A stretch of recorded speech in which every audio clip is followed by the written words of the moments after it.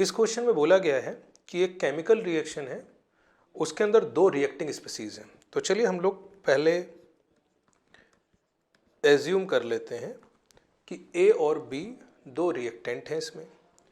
फिर next line में वो कहता है कि रेट ऑफ जो रिएक्शन है, जिसको हम आर से डिनोट कर सकते हैं, वो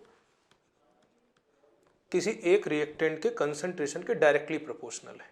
उसने डायरेक्टली प्रोपोर्शनल बोला है, इसलिए हम लोग यहाँ पे पावर में 1 लिख रहे हैं। यदि वो बोलता कंसंट्रेशन के स्क्वायर के डायरेक्टली प्रोपोर्शनल है तो हम ए की पावर 2 लिखते हैं। फिर उसी सेम क्वेश्चन में स्टेटमेंट प्रोवाइडेड है कि इसी रिएक्शन का जो रेट है वो दूसरे रिएक्टेंट के कंसंट्रेशन के इनवर्सली प्रोपोर्शनल है।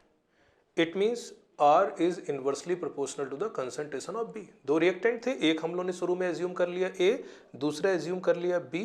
तो एक के डायरेक्टली प्रोपोर्शनल, दूसरे के इनवर्सली प्रोपोर्शनल। यदि इन दोनों स्टेटमेंट्स को हम कंबाइन कर लें तो हम कह सकते हैं कि R directly proportional to A upon B।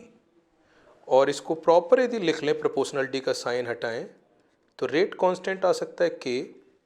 तो R equals to K concentration of A into concentration of B की power -1। Now we are interested in finding order of reaction. तो ऑर्डर बेसिकली है क्या, जो रेट इक्वेशन मिले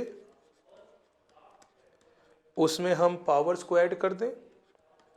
तो A की power कितना था 1, B की पावर कितना था -1, दोनों को ऐड कर दिया तो ऑर्डर आ गया 0। इसका मतलब कि इस हाइपोथेटिकल रिएक्शन जिसमें दो रिएक्टेंट A और B हमने एज्यूम किए थे, उसका ऑर्डर आता है 0।